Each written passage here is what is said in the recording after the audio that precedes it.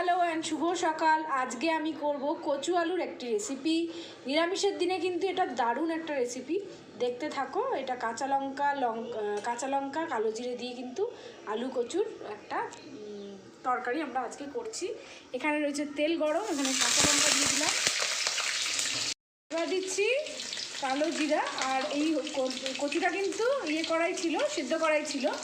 এবার আলুগুলোকে একটু ভেজে নিচ্ছি, সরু করে কেটে নিয়েছি, আলুগুলোকে একটু ভেজে নিচ্ছি।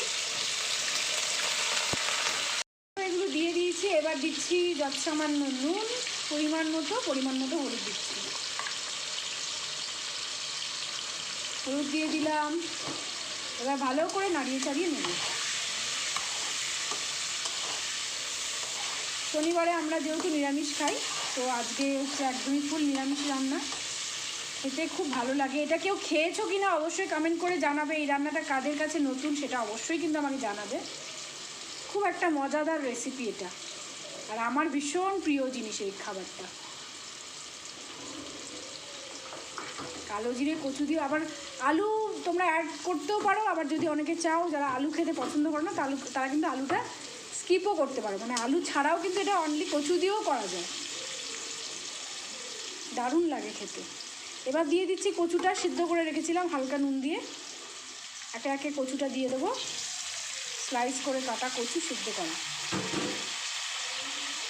সামান্য একটু নুন দিচ্ছি, আর যেহেতু নিরামিষ রান্না সব শেষে একটু সামান্য মিষ্টি দেবো। নুন হলুদ দিয়ে দিচ্ছি। এবার এটাকেও ভালো করে নাড়িয়ে চাড়িয়ে মিক্স করে নেবে।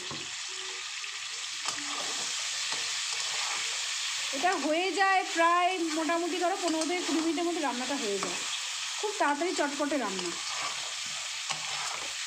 দেখো এটা নাড়িয়ে চাড়িয়ে নিচ্ছি, একটু হোক আবার তোমাদের দেখাচ্ছি।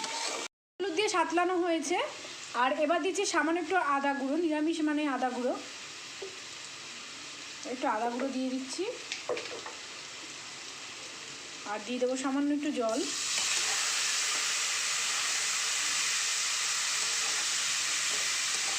এটা তোমরা গাঁটি কচুটাকে আবার শুধু খোসা ছাড়িয়ে গোটা গোটা রেখেও কিন্তু করতে পারো, সেটাও খেতে অন্যরকম লাগে। কালো জিরে কাঁচা লঙ্কা দিয়ে গাঁটি কচুটা গোটা গোটাও রান্না করা যায়। এটা কেটে নিয়েছি, আলুর সাথে দিয়েছি। এটা তোমরা চাইলে এমনিও করতে পারো।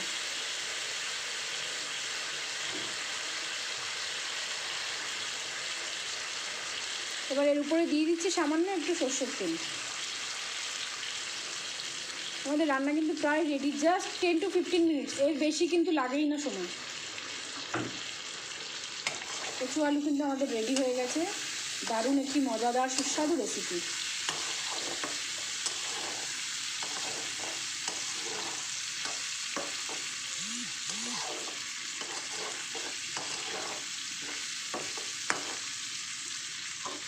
এবার একটু জল অ্যাড করছি, একটু মাখা মাখা হবে, তারপরে কিন্তু নামিয়ে নেবে। চলো মাখা মাখা হওয়ার পর আবার দেখাচ্ছি।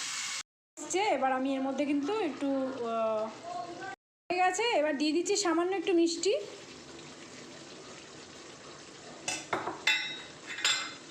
আর দেবো কালো জিরে বাটা। কালো জিরে বাটা দিয়ে দিলাম।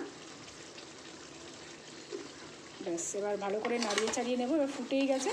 রান্না কিন্তু আমাদের পুরো রেডি হয়ে গেছে। কচু আলুর তরকারি বা কচু আলুর ঝোলও বলতে পারো। খুব একটা সুস্বাদু অল্প সময়ের রান্না। অবশ্যই ট্রাই করে দেখো আর জানিও কেমন লাগলো। চলো আজকের জন্য সবাইকে টাটা।